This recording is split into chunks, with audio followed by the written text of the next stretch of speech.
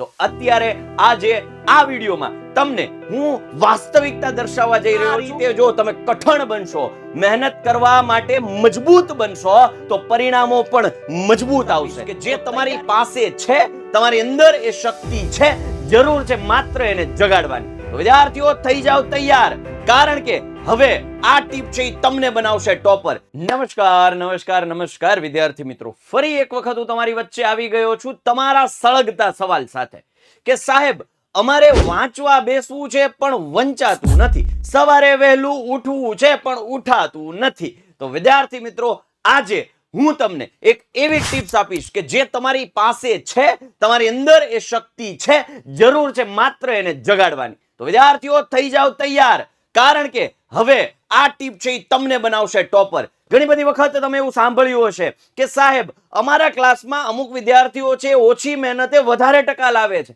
અને સાહેબ મારી જેવા છે કે સાહેબ બહુ મહેનત કરું છું પણ કાંઈ માર્ક્સ જ નથી આવતા, ક્યાંક ને ક્યાંક માર્ક્સ કપાઈ જાય છે, પરીક્ષા સમયે યાદ નથી આવતું. આવા તો કેટલાય પ્રશ્નો કે જેનું એકમાત્ર સોલ્યુશન જે છે આપણું મગજ.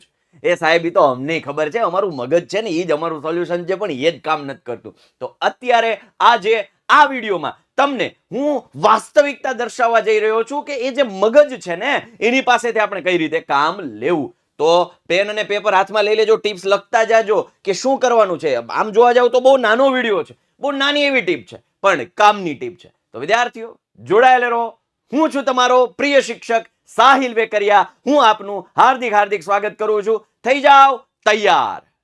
તો વિદ્યાર્થીઓ, આપણું માઇન્ડ છે ને એ બે ભાગમાં ડિવાઈડ હોય. એક તો છે ઐચ્છિક, એટલે કે આપણે એમ જઈએ કહીએ કોન્શિયસ માઇન્ડ, અને સબકોન્શિયસ માઇન્ડ. તે આમ તો તમે 10માં ભણ્યા છો, 9માં ભણ્યા છો કે ભાઈ ઐચ્છિક સ્નાયુ, અનૈચ્છિક સ્નાયુ, કે એવું કામ કે જે આપણે ધારીએ અને કરીએ તો ઐચ્છિક, આપણે ન ધારીએ અને તેમ છતાંય થાય એ અનૈચ્છિક. હવે આપણું મગજ છે એ બે હિસ્સામાં ડિવાઈડ થયેલું છે. ભાઈ માનો કે મારે તાલી પાડવી છે તો અમારું ઐચ્છિક મગજે કામ કર્યું. માનો કે મારે આંખ બંધ કરવી છે તો આંખ બંધ કરવાનું કામ મારું ઐચ્છિક મગજ છે એ કરે છે, ઈચ્છાઓ અનુસાર કામ થાય છે. પણ માનો કે આપણા શરીરમાં હું એમ કહું કે ચાલો એ હૃદય તું તો બહુ કામ કરે છે ભાઈ, 5 મિનિટનો રેસ્ટ લઈ લે ને આરામ કરી લે. જો એવું શક્ય હોત તો ઉકલી જાય, પણ એ હૃદય બંધ થતું નથી. તો એ કેવું છે? અનૈચ્છિક. એ આપણા હાથમાં નથી. તો આ ડિફરન્સ પહેલા તો તમને ખબર હોવો જોઈએ કે ઐચ્છિક માઇન્ડ, અનૈચ્છિક mind, conscious mind, subconscious mind. હવે જે આ સબકોન્શિયસ માઇન્ડ છે એનો રોલ આપણા શરીરના જે કાર્યો કરે છે, જે અલગ અલગ કાર્યો કરે છે, એમાં 90% ભાગ છે એ સબકોન્શિયસ માઇન્ડનો હોય છે, અને 10% ભાગ જ આપણે ઈચ્છા અનુસાર કરાવી શકીએ છીએ. તો હવે તમને સમજાણું સબકોન્શિયસ માઇન્ડનું મહત્વ. ચાલો હવે એને કંટ્રોલ કરવું હોય તો જો કંટ્રોલ તો આમ સંપૂર્ણપણે તો નહીં થાય, પણ કેન્દ્રિત કરી શકીએ સબકોન્શિયસ માઇન્ડને. તો વિદ્યાર્થીઓ, ઘણી બધી વખત તમે સાંભળ્યું હશે કે તમારા માઇન્ડને સતત કમાન્ડ આપતા રહો તો શરીર છે એ આપોઆપ એ પ્રમાણે વર્તન કરશે.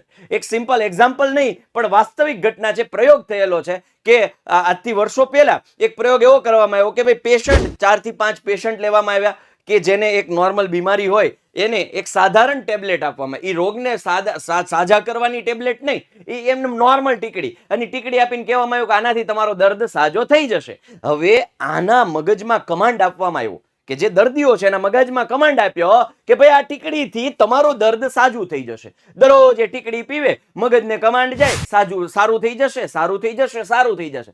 થોડા દિવસ બાદ એ પેશન્ટ છે એકદમ સ્વસ્થ થઈ ગયા. તો આ જ છે આપણા સબકોન્શિયસ માઇન્ડનો પાવર.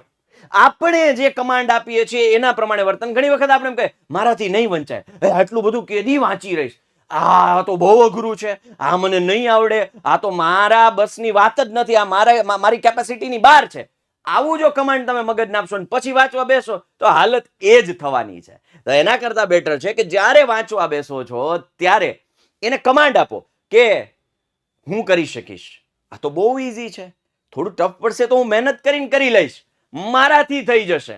તો આ કમાન્ડ તમે એને આપશો ને તો આરામથી તમે તૈયારીઓ કરી શકશો, યાદ રહેવા માંડશે, મગજ એક્ટિવ થશે. હવે ઓલો પ્રશ્ન તો સાહેબ સવારે ઉઠાતું નથી, અરે આ વર્ષોથી તમે ઉદાહરણ સાંભળ્યું હશે કે બીજે દિવસે ક્યારેક જાનમાં જવાનું હોય તો આપણે જાતે આપોઆપ વિધાઉટ અલાર્મ ઉઠી જઈએ છીએ. એ અલાર્મ વગર આપણે ઉઠીએ છીએ કેમ? સૂતા પહેલા કમાન્ડ આપ્યો હોય આપણા સબકોન્શિયસ માઇન્ડને કે સવાર વહેલું ઉઠવાનું, નહીતર નાવાનો વારો નહીં આવે. એટલે ભાઈ બાથરૂમની બહાર લાઈનમાં ઊભું રહેવું પડશે.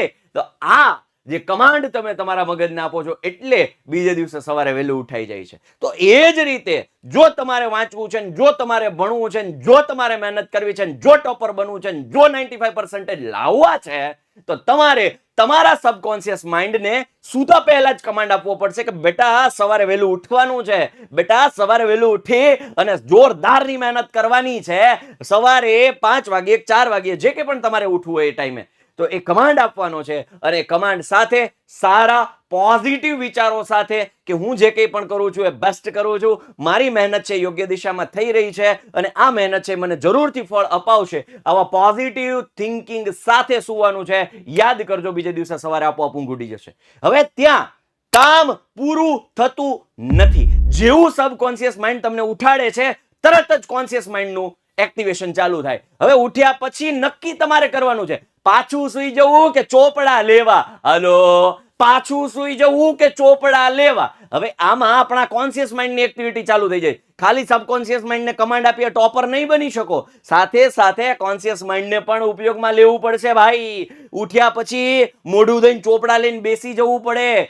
ઘણી વખત તમારો કોન્શિયસ માઇન્ડ એમ કે હુઈ જા, સબકોન્શિયસ માઇન્ડને તો તમે કમાન્ડ આપીને ઉઠાડી દીધું છે, પણ એ કોન્શિયસ માઇન્ડને કંટ્રોલ કરવો પડે અને એ આપણા હાથની વાત છે. કેમ? તાલી પાડો પાડી. આપણા માઇન્ડમાં એ આપણા હાથની વાત છે.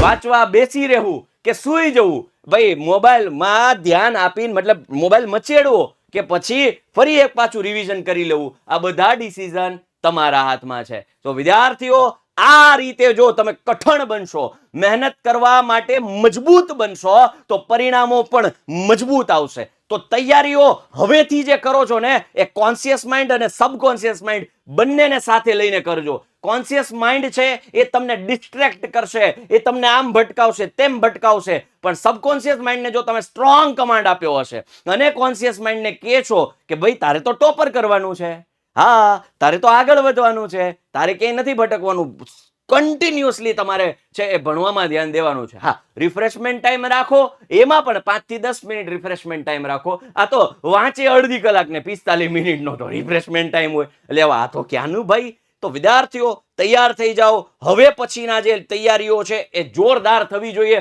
કારણ કે બોર્ડને આડે જાજા દિવસો નથી.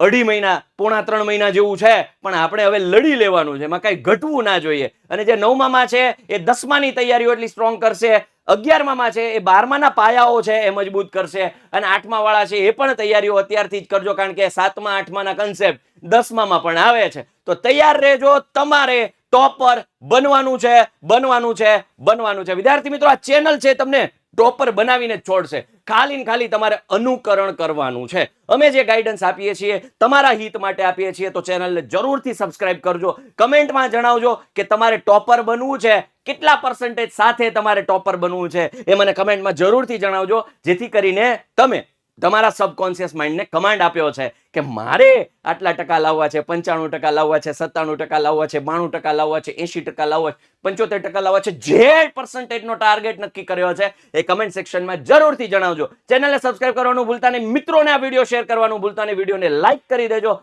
ફરી પાછા મળીશું કોઈ નવા ઉત્સાહ, નવા ઉમંગ, નવા જોશ, નવા જુનૂન સાથે, નવા ટોપિક સાથે. ત્યાં સુધી હું આપનો પ્રિય શિક્ષક સાહિલ વેકરી આપ સૌની વચ્ચેથી રજા લઈ રહ્યો છું. બાય, ટેક કેર, જય હિન્દ, જય ભારત, વંદે માતરમ.